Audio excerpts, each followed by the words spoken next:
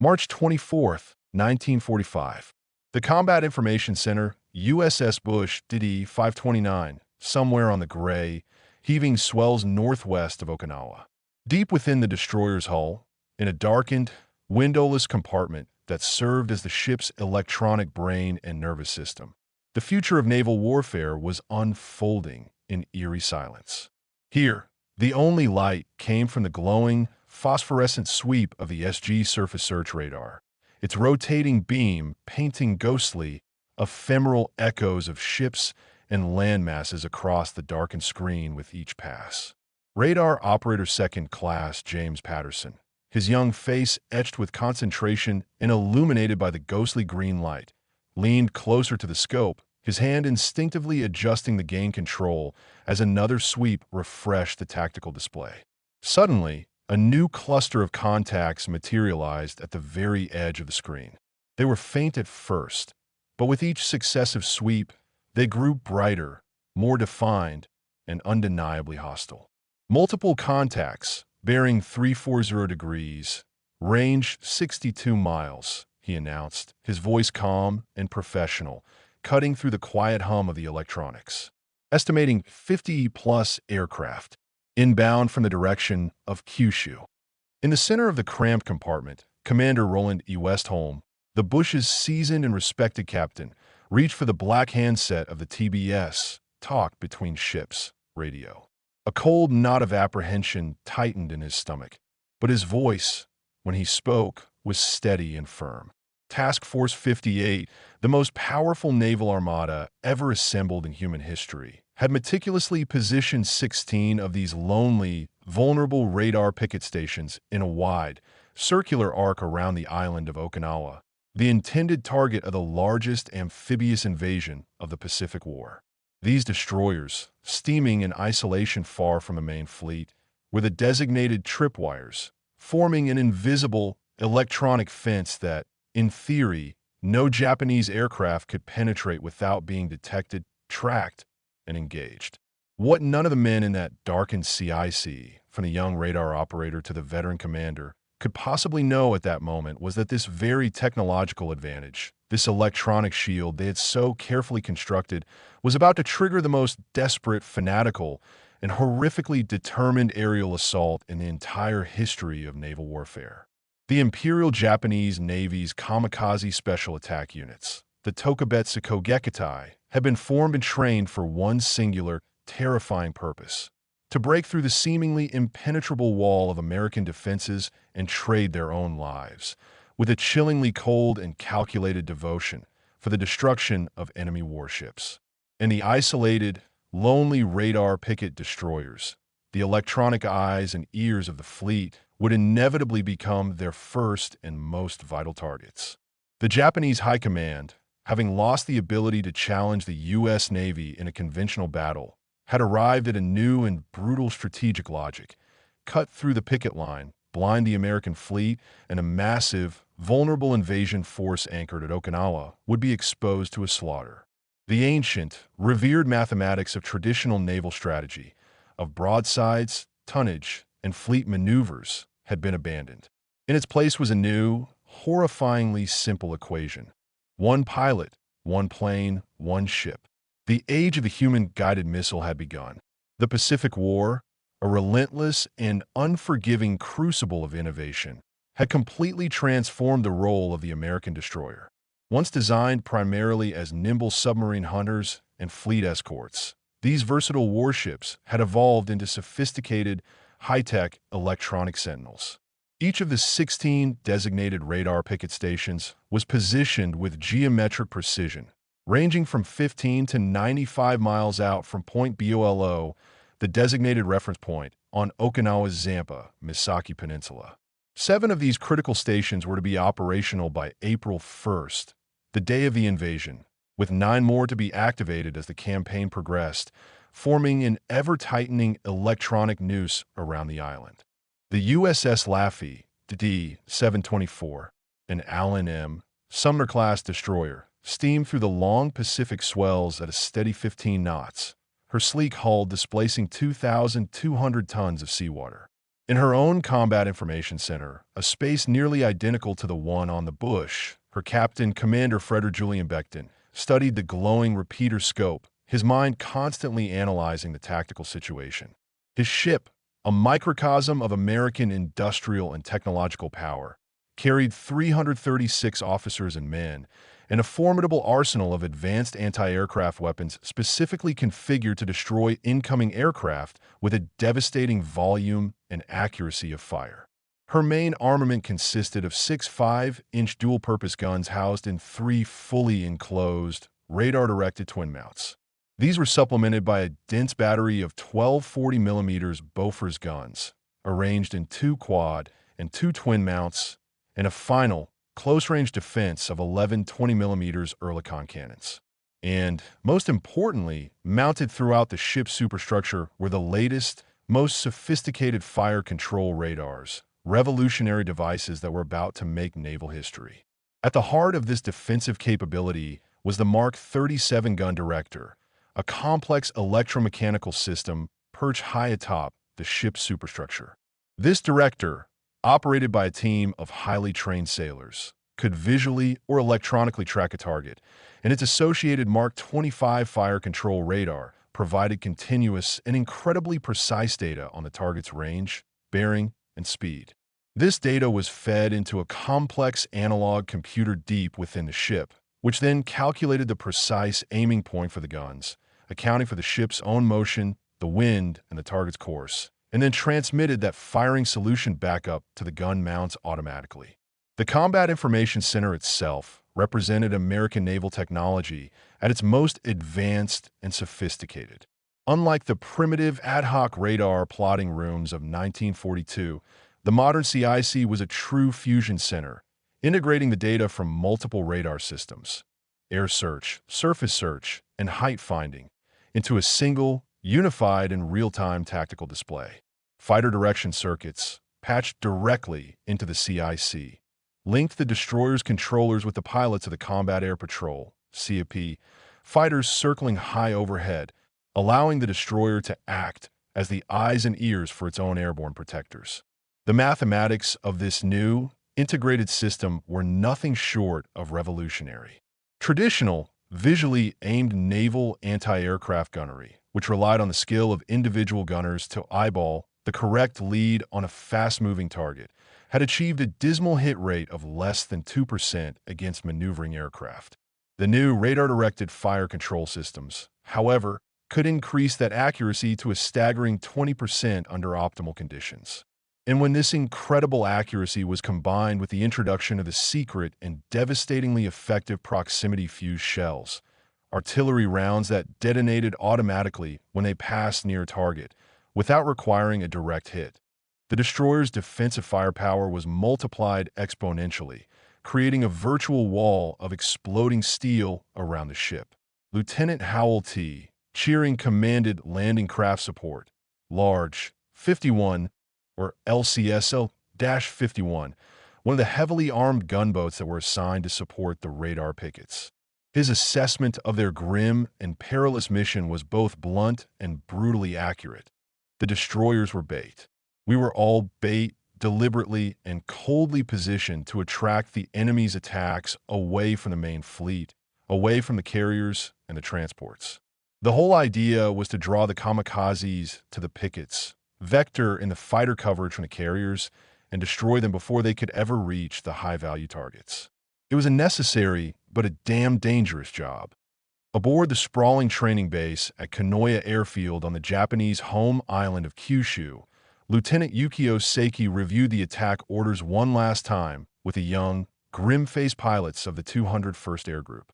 The mission was codenamed Operation Kikusui No. 1, Floating Chrysanthemums, the first of 10 massive, coordinated kamikaze assaults that would be hurled against the American fleet at Okinawa. This first wave was to be a staggering force, 355 dedicated kamikaze aircraft, many of them older, obsolete planes packed with explosives, and 341 conventional bombers and fighters flying escort and support, would strike the American fleet in a series of coordinated waves. The pilots were a mix of seasoned veterans and, increasingly, young, hastily trained recruits. The youngest pilot in Seiki's group was a boy of 17. His entire flight training for this, his first and final mission, had consisted of a mere 7 days. This tragically abbreviated curriculum had taught him the basics of flying in formation and how to identify different types of American ships. He had received 2 days of takeoff practice, 2 days of formation flying, and 3 days of practicing the final diving approach on a target. His navigation training was minimal. He was simply told to follow his leader, and training in combat maneuvering was deemed completely irrelevant. His mission required only one skill: the ability to aim his aircraft at an enemy ship and hold it in a dive until the final, fiery impact. This systematic strategy of suicide attacks had been born of desperation. Vice Admiral Takejiro Onishi, a fervent nationalist and a key architect of the Pearl Harbor attack, had organized the first official kamikaze unit in the Philippines in October of 1944.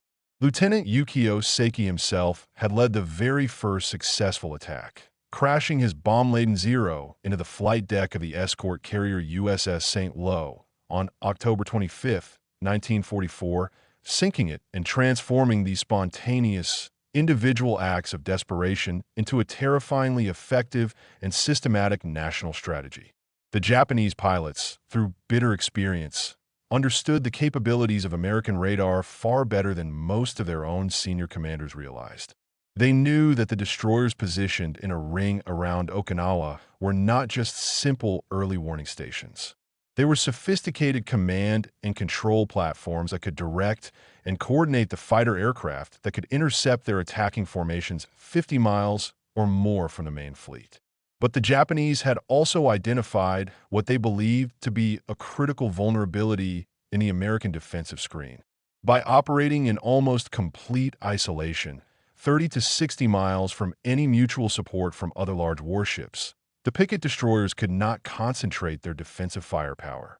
A determined, massed attack, they reasoned, could overwhelm the defenses of an individual destroyer before any help could possibly arrive.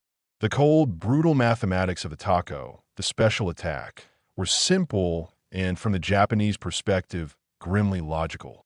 Their intelligence estimated that if just 1 in 6 kamikaze aircraft managed to hit its target, the exchange rate would favor Japan. The cost: 1 pilot and 1 obsolete, often trainer, aircraft. The prize? Hundreds of American sailors and a multi-million-dollar, technologically advanced warship. In a calculus of total war, it seemed a bargain. As dawn approached on the morning of April 6, 1945, the American ships on the picket line formed up into their defensive perimeters. Each picket station was a small, self-contained task unit, maintaining a 5,000-yard patrol radius. A destroyer, the heart of the station, steamed at the center, with 2 to 4 smaller, heavily armed support craft, like Lieutenant Cheering's LCS, arranged in a diamond formation around it. Their speed was a steady 15 knots. Their course reversed every 30 minutes to complicate targeting for any lurking enemy submarines. The new radar systems had completely transformed the nature of naval warfare, turning it into a silent, deadly, electronic battlefield. The SC-2 air search radar swept the skies every 4 seconds, its electronic pulse reaching out for over 100 miles. The SG surface search radar maintained a continuous, 360-degree coverage of the ocean surface. The Mark 12 and Mark 22 fire control radars could lock onto individual, fast-moving targets for incredibly precise, computer-calculated gunnery. And the SP height-finding radar provided the crucial altitude data needed for fighter interception. The Combat Air Patrol maintained a continuous, circling presence over the picket line, but the distances involved were vast. Typically, only 2 F-6F Hellcats or F-4U Corsairs were assigned to patrol each station during daylight hours, and the response time for reinforcements to be launched from the main carrier force, vectored out, and arrive over the beleaguered outer picket stations was a critical 20 to 30 minutes, even under the most optimal conditions. Those 20 to 30 minutes, as the men on the picket line knew all too well, would be the difference between survival and annihilation. At 3 o'clock on the morning of April 6th, the radar operators across the entire picket line detected the first massive wave of Kikusui No. 1. Multiple large raids were approaching from the northwest. The tactical plot in the CICs of a dozen destroyers quickly showed over 100 individual contacts converging on the northern radar picket stations. The fighter direction officer on the flagship, Lieutenant Frank Adams, immediately vectored his available CAP to intercept. It was a desperate, almost hopeless task. 2 lone Corsairs against a sky filled with 30 or more kamikazes. The mathematics were impossible, and the Japanese pilots, well briefed on American tactics, had already begun their descent, dropping down to wave-top height to use the curvature of the Earth, the radar horizon, to mask their final high-speed approach. On the destroyer USS Bush, anchored at the lonely and exposed radar picket station No. 1, the CIC team was now tracking multiple large raids approaching from different directions simultaneously. Raid 1, 40 aircraft, bearing 340. Raid 2, 20+, bearing 015. Raid 3, composition unknown, bearing 285.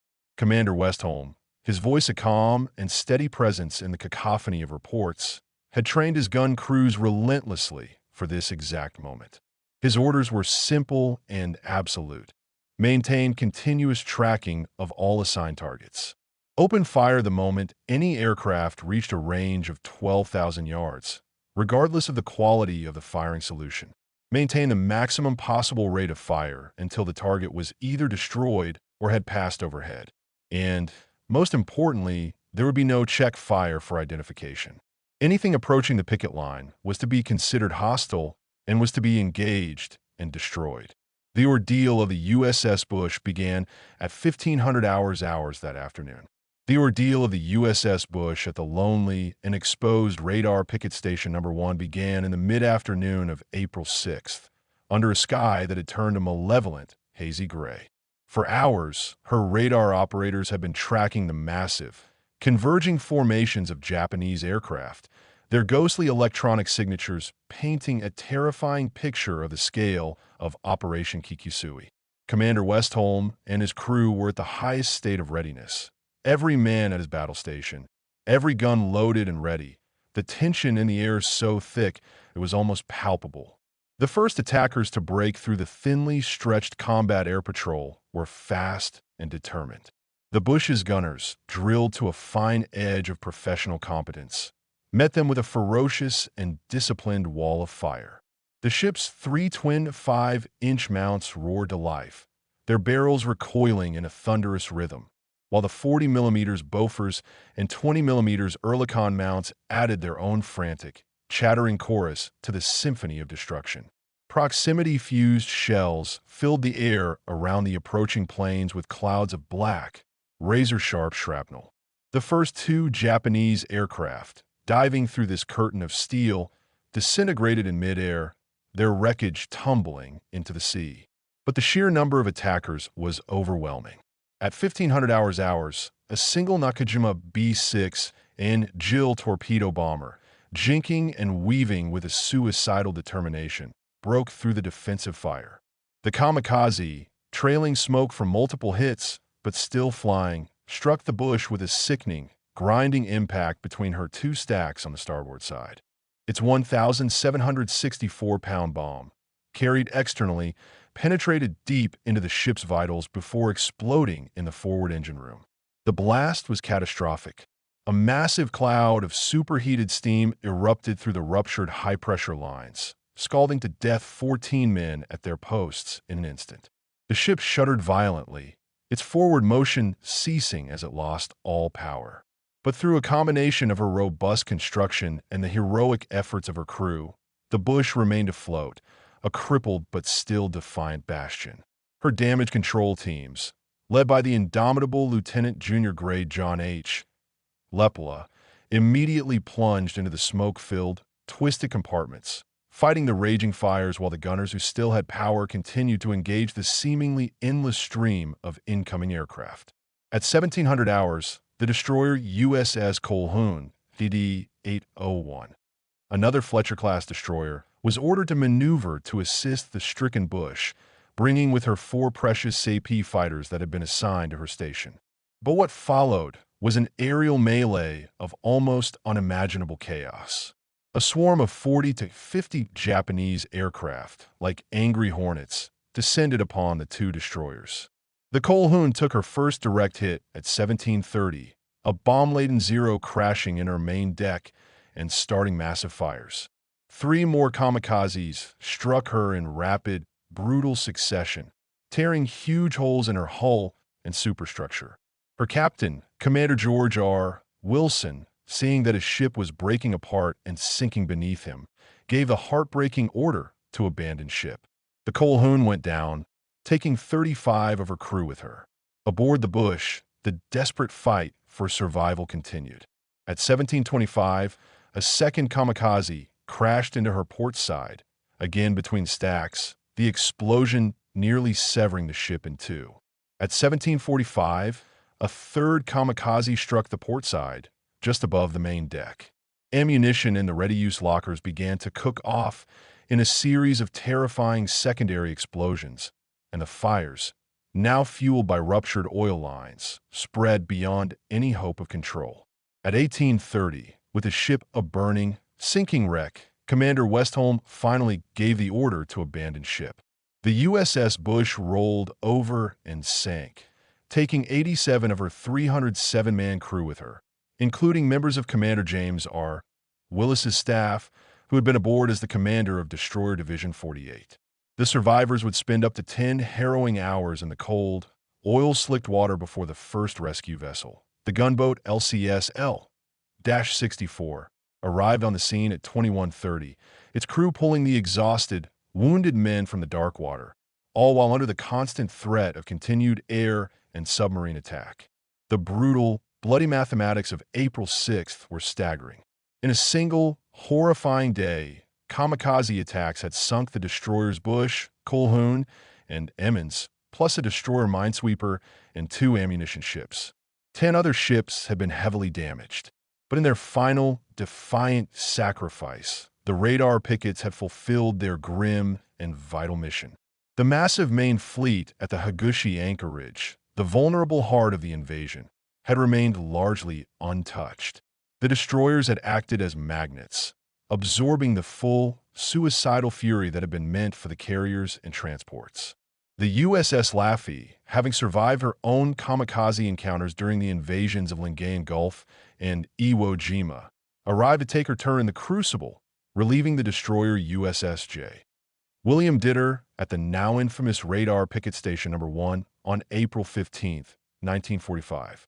Her captain, Commander Frederick Julian Beckton, a cool and highly professional officer, reviewed the tactical situation with his department heads.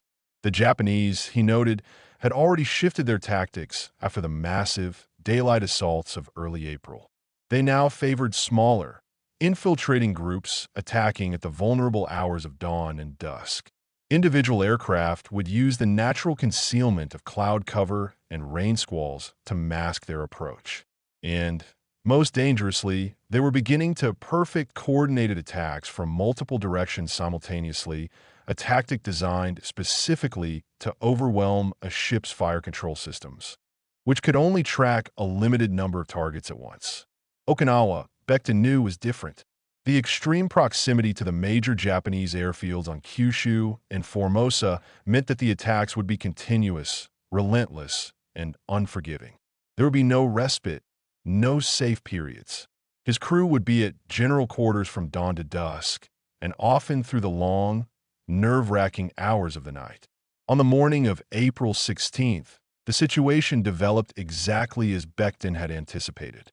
At 7:27, the calm of the morning was shattered by a report from the CSC. Radar contact, single aircraft, bearing 30, range 11 miles. An Aichi D-3A Val dive bomber was approaching at wave-top height, using the blinding glare of the morning sun for concealment. Beckton ordered hard right rudder and flank speed. The 2,200-ton destroyer heeled over sharply as she accelerated past 30 knots, her wake carving a wide, white arc in the blue water. The Val pilot, an expert, adjusted his approach angle, aiming his aircraft directly for the Laffey's bridge. "Range 2,000 yards," the gunnery officer called out, and all of the starboard guns that could bear erupted in a deafening roar. The aircraft, now flying through a storm of shrapnel and tracers, absorbed dozens of hits, but kept boring in with a terrifying, unwavering determination. At a mere 500 yards, a single 5-inch shell, its proximity fuse functioning perfectly, detonated directly beneath the bow. The massive explosion tore the left wing clean off and sent the fuselage cartwheeling into the sea, a scant 50 yards from the Laffey's hull. But this was only the opening shot, the overture to a symphony of destruction. At 8 o'clock, the CIC reported multiple, large raids converging on Station 1. Estimate 50-plus aircraft in separate groups, the radar operator announced, his voice tight. CAP is engaging, but is heavily outnumbered. What followed over the next 80 minutes has been described as the most intense and concentrated anti-aircraft action fought by a single ship in the entire history of the U.S. Navy. A total of 22 kamikaze aircraft would attack the USS Laffey individually and in small, coordinated groups. The first 8 were systematically and brutally destroyed by the devastatingly accurate gunfire of her crew. The gunners, a mix of seasoned veterans and raw teenage recruits, had developed a grim, efficient rhythm. Track the approaching aircraft, concentrate fire from multiple mounts, maintain a continuous, unbroken stream of fire regardless of hits observed, and then, the instant the target splashed into the sea, immediately switch to the next one. There was no time for celebration, no time for a pause. The next aircraft was always just seconds away. At 8:27, the 9th Kamikaze, a sleek Yokosuka D-4Y Judy, finally overwhelmed the defensive fire. It approached from the stern, a direction where fewer of the Laffey's guns could bear. Despite taking multiple 40mm and 20mm hits, the aircraft, trailing smoke and fire, crashed directly into gun mount 53, the after 5-inch mount. The explosion was horrific, killing 6 men instantly, including the mount captain, gunner's mate First Class Lawrence D. Delusky, who had been directing the mount's fire in local control. Massive fires erupted across the fantail, and ammunition in the ready-use lockers began to cook off in a series of terrifying, percussive explosions. Mount 53 was completely destroyed, eliminating a sixth of the Laffey's heavy firepower in a single, fiery blow. The 10th Kamikaze struck just minutes later. Another Judy, attacking from the port quarter, crashed into the after deckhouse, destroying 2 20mm mounts and their entire crews. The fires, now fed by ruptured fuel lines, spread with terrifying speed toward the after magazine. Damage control parties, their faces blackened with smoke, fought desperately and heroically to contain the flames, even as their shipmates and the gun crews continued to engage new attackers. The 11th attacker, Val, dropped a bomb that struck between the stacks, penetrating 2 decks and exploding deep within the ship in a machine shop. The blast ruptured high-pressure steam lines and knocked out all electrical power to the after part of the ship. Gun mounts 42 and 43 lost all power and had to be operated manually, their crews straining to aim and load the heavy guns by hand, their rate of fire dropping dramatically. At 9 o'clock, the Laffey faced her most desperate moment. 4 kamikazes attacked simultaneously from different directions, a perfectly executed, coordinated assault designed to saturate her defenses. The ship's overwhelmed fire control system could only track 2 of the targets. The first, Val, crashed directly into one of the 40mm Bofors mounts. The second struck the port side, near the waterline, tearing a huge hole in the hull. The third dropped a bomb that exploded in the after engine room, killing several men and flooding the space with steam and seawater. The fourth was miraculously destroyed just 100 yards from the ship by a desperate, last-ditch stream of close-range fire from a 20mm mount whose gunner, Seaman F.D. Routh, stayed at his post, firing continuously, despite suffering severe shrapnel wounds. The Laffey was now a burning, crippled wreck, her rudder jammed hard left, forcing the ship into a continuous, uncontrollable circle. Her speed was reduced to a mere 8 knots, and over a third of her crew were now casualties. 6 of her gun mounts were either destroyed or heavily damaged.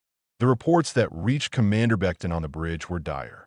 But the situation, while critical, was not yet hopeless. The forward guns still functioned. The damage control teams were, incredibly, beginning to contain the fires. And the ship, despite the massive, gaping holes in her hull, remained afloat.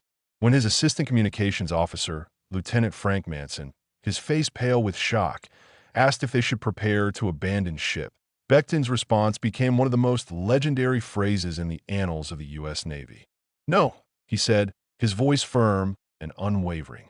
"I'll never abandon ship as long as a single gun will fire." A nearby lookout, his face grimy with smoke, added quietly, "And if I can find one man to fire it." For more kamikazes attacked in the next 20 minutes. The exhausted, wounded, but still defiant gunners managed to destroy 3 of them. The fourth, a Zero carrying a 550-pound bomb, crashed into the base of the forward stack. The massive explosion lifted the entire bridge structure several inches off its foundations before slamming it back down. Every man in the CIC was knocked unconscious for a moment. When they recovered, the compartment was filled with thick, acrid smoke, and the precious radar scopes flickered and died. For 3 critical, terrifying minutes, the Laffy was both blind and mute. The 20th kamikaze approached during this period of chaos, with no radar warning and no coordinated defense. Individual gun crews, acting on their own initiative, engaged the target. Gunner's mate First Class Robert E. Carr, on Mount 44, spotted the Val diving from 8,000 feet. Despite his mount operating in the slow, laborious manual mode, his crew maintained their tracking and fired continuously. The Val exploded in a massive fireball just 500 feet above the ship, showering the forward deck with flaming debris. The 21st kamikaze, a Kate torpedo bomber, came in from the stern, hidden in the thick black smoke of the Laffy's own fires. Seaman Routh, still at his damaged 20mm mount, saw the aircraft emerge from the smoke just 400 yards away. He triggered a long, desperate burst, walking his tracers directly into the Kate's engine. The aircraft staggered, nose down, and crashed into the sea just 30 yards from the Laffy's port side, its explosion drenching the burning destroyer with a welcome shower of seawater that helped to suppress some of the fires. The 22nd and final kamikaze approached at 9:47. By now, the Laffy had been under continuous, unrelenting attack for a full 80 minutes. Her crew was utterly exhausted, her ammunition was running dangerously low, and her defensive firepower had been reduced by a staggering 70%. But she was not alone. The gunboat LCS L-51 had been fighting heroically alongside her throughout the entire ordeal. Her commander, Lieutenant Shearing, ordered maximum speed and courageously positioned a small, vulnerable gunboat between the approaching kamikaze and the crippled destroyer. The Val pilot, now just second from his target, had a choice: continue his attack on the valuable destroyer or accept the lesser target. He chose the Laffy. The kamikaze passed just 50 feet over the LCS L-51, its fixed landing gear nearly striking the gunboat's mast. Shearing's gunners poured a furious stream of fire into the aircraft's belly. The Val began to trail smoke, then flame. It finally crashed into the sea just 100 yards from the Laffy. The battle was over. The USS Laffy, a shattered, burning, yet miraculously defiant wreck, had survived. In a harrowing 80-minute ordeal that would forever be etched into the annals of naval history, she had endured 22 separate kamikaze attacks. She had been struck directly by 6 aircraft and hit by 4 bombs. The cost in human life was grievous. 32 of her crew were killed, and 71 were wounded, many of them horrifically. Yet she remained afloat, a testament to the resilience of her construction and the indomitable spirit of her crew. Her survival, to those who witnessed it, seemed impossible, a miracle. But the cold, hard mathematics of the engagement told the real story. The Laffy's gunners, in that 80-minute period, had fired over 8,000 rounds of ammunition, from the heavy 5-inch shells to the streams of 40 mm and 20 mm rounds. They had directly destroyed 9 of the attacking kamikazes with their gunfire and had damaged 4 others so severely that they missed their target or crashed short. The ship's advanced fire control radar had, despite battle damage and power outages, continued to provide accurate tracking solutions to the very end. The revolutionary proximity-fused shells had multiplied the effectiveness of her defensive fire exponentially. In the Combat Information Center, the ship's electronic brain had continued to coordinate the defense, even when partially disabled and filled with smoke. In the final analysis, it was a triumph of technology and training, prevailing against a tidal wave of suicidal determination. The radar Pickets system, as a whole, as deployed at the Battle of Okinawa, represented a fundamental and irreversible shift in the nature of naval warfare. For the very first time in history, electronic detection and fire control had become demonstrably more important than traditional naval virtues like armor or speed.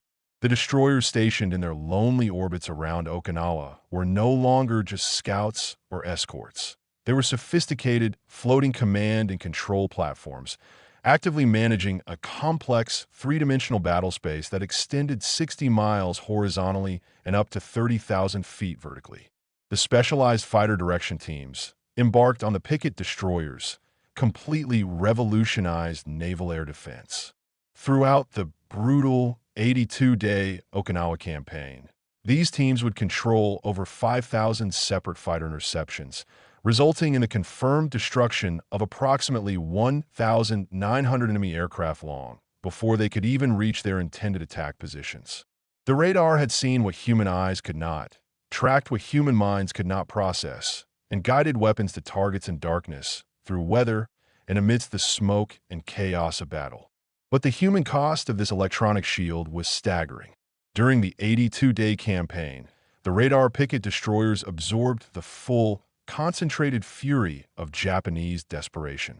A total of 15 destroyers and destroyer minesweepers were sunk while on radar Picket duty. Another 45 were damaged, many of them severely. Over 4,900 American sailors were killed or wounded on the Picket stations alone, making it one of the bloodiest single assignments in the U.S. Navy's history. But the destroyers had fulfilled their grim, sacrificial mission. They had acted as electronic sentinels and as magnets for the enemy's suicidal attacks. They had protected the massive, vulnerable main fleet by sacrificing themselves. On May 4th, for example, a massive kamikaze assault sank the destroyers USS Morrison and USS Luce at Radar Picket Station No. 1. The Morrison went down in a matter of minutes after being hit by 4 aircraft in rapid succession, taking 152 of her 331-man crew with her. Her radar had tracked the incoming raids perfectly. Her guns had fired continuously. Her fire control had been exemplary. But when 40 aircraft attack a single, isolated destroyer, the brutal mathematics of saturation eventually become destiny. Captain Rikihei Inaguchi, an officer who had helped to develop the kamikaze tactics, would write after the war about these desperate battles against the radar Pickets with a mixture of professional respect and frustration. The American destroyers, he wrote, fought with an incredible, almost unbelievable courage. But their radar gave them advantages we had not fully anticipated. They could see our aircraft forming up over our own airfields on Kyushu. They tracked us across hundreds of miles of open ocean. Their fire control was devastating in its accuracy.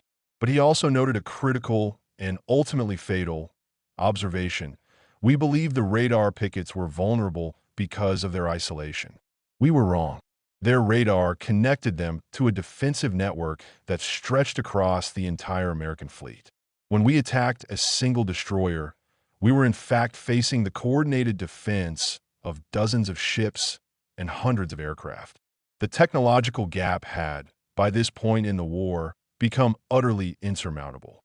Young, hastily trained Japanese pilots, often flying obsolete or trainer aircraft packed with explosives, were facing a multi-layered, integrated defense system.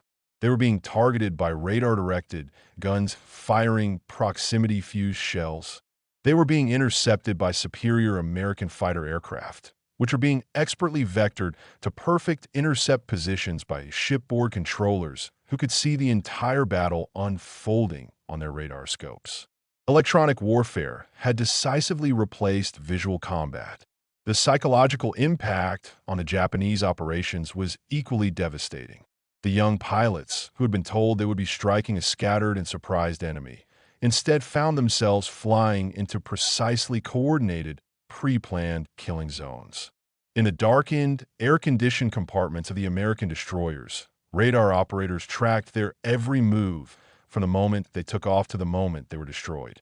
Fighter directors, speaking with a calm, almost detached professionalism into their radio handsets, orchestrated their destruction with a cold, mathematical precision.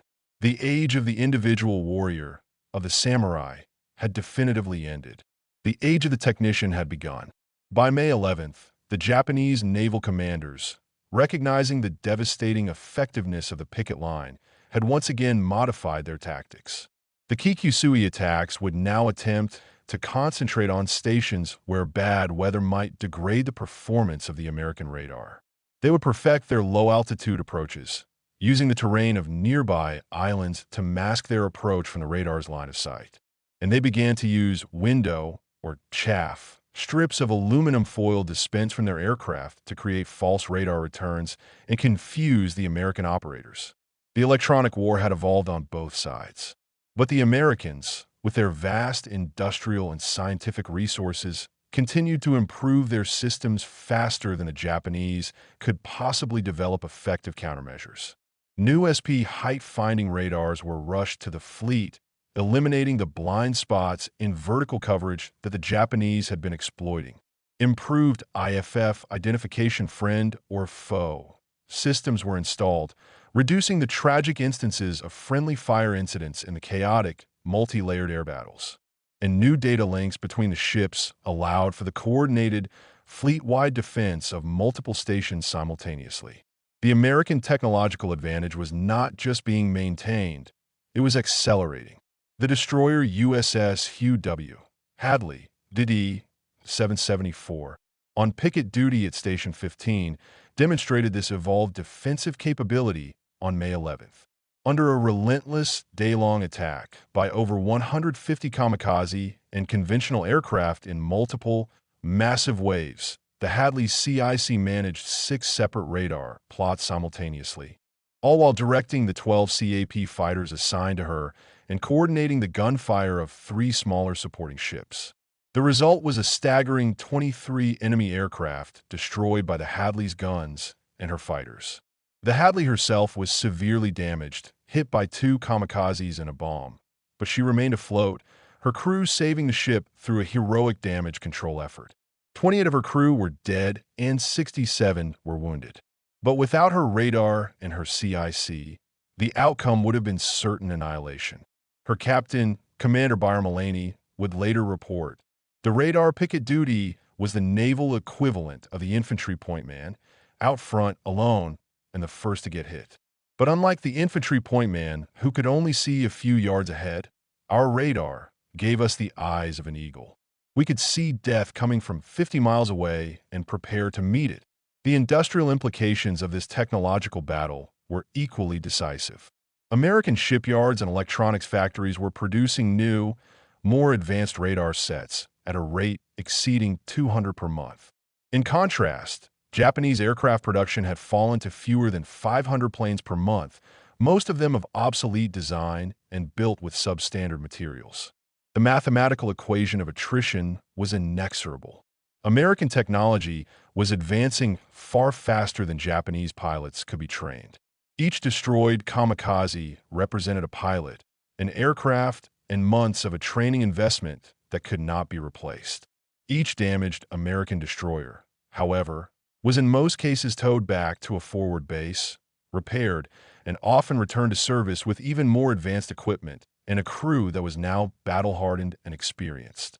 The war of attrition that the Japanese commanders had calculated would exhaust American resolve was instead serving only to demonstrate America's overwhelming and seemingly limitless industrial supremacy. On June 22nd, 1945, organized Japanese resistance on the island of Okinawa finally ended. The radar picket stations had been operational for nearly 90 grueling days.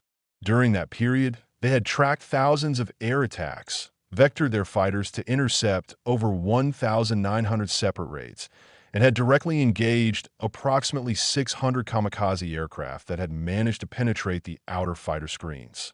The strategic implications of their success transformed the planning for the final phase of the Pacific War. Operation Downfall, the planned invasion of the Japanese home islands, now incorporated massive, multi-layered radar picket lines based directly on the hard-won experiences at Okinawa. Hundreds of destroyers, equipped with the very latest radar systems, would create impenetrable electronic barriers around the massive invasion fleets. The lessons of the radar picket line had been learned, and they had been learned in blood. Admiral Matome Ogaki, the commander of the 5th Air Fleet and one of the last proponents of the kamikaze strategy, made his final, grim assessment before conducting his own final kamikaze attack on August 15, 1945, after the Emperor had already announced Japan's surrender. "The American radar pickets," he wrote in his final diary entry, "have created an invisible wall around their forces. Our pilots crash against this wall like birds against glass. We can see the target, but we cannot reach it. Technology has defeated spirit." The USS Laffey, the ship that would not die, survived the war and went on to serve for another 30 years, a testament to the skill and courage of her crew and the resilience of her design. She eventually became a museum ship, and her radar arrays, though primitive by modern standards, stand as a monument to a revolution in naval warfare.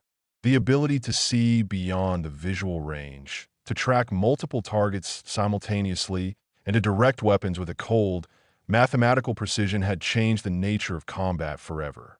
Commander Beckton, reflecting on the radar picket experience years later, provided a crucial insight. "We proved at Okinawa that wars would no longer be won by the side with the bravest warriors or the most willing to sacrifice. Wars would be won by the side with the best technology and the industrial capacity to produce it in overwhelming quantities." The radar picket destroyers were not just ships. They were the embodiment of American technical superiority. The human cost had been terrible. Nearly 5,000 American naval personnel were killed or wounded on radar picket duty alone. Nearly 2,000 kamikaze sorties were flown, and thousands of young Japanese pilots crashed into the sea, achieving nothing but their own deaths. But from this immense sacrifice, a new understanding of warfare emerged. Electronic systems would determine the outcomes of future battles. Information superiority would prove to be even more decisive than sheer firepower. The ability to process and act on data faster than an opponent would become the ultimate weapon. The radar picket destroyers had not just defended the fleet against the kamikazes. They had demonstrated the very future of warfare. In the dark depths of the Pacific Ocean, dozens of American destroyers now rest on the ocean floor, alongside hundreds of Japanese aircraft, their crews on both sides honored for their courage in the face of impossible odds. But their sacrifice marked more than just heroism. It marked the definitive moment when technology became the dominant factor in modern warfare, the moment when the radar operators and their darkened combat information centers became more important than the admirals on their open bridge wings, the moment when mathematical calculations replaced the intuition of the warrior. The future of warfare belonged to the nations that could produce the most sophisticated electronics and train the technicians to use them effectively. The radar picket destroyers of Okinawa had not just won a battle. They had revealed the very nature of all future conflicts. The invisible, electronic battlefield would be the new domain of victory, and the nation with the superior sensors, processors, and data links would dominate. The age of electronic warfare had begun, its first chapter written in the twisted steel and the spilled blood of the radar picket destroyers that stood as a defiant, electronic shield between the kamikazes and the American fleet.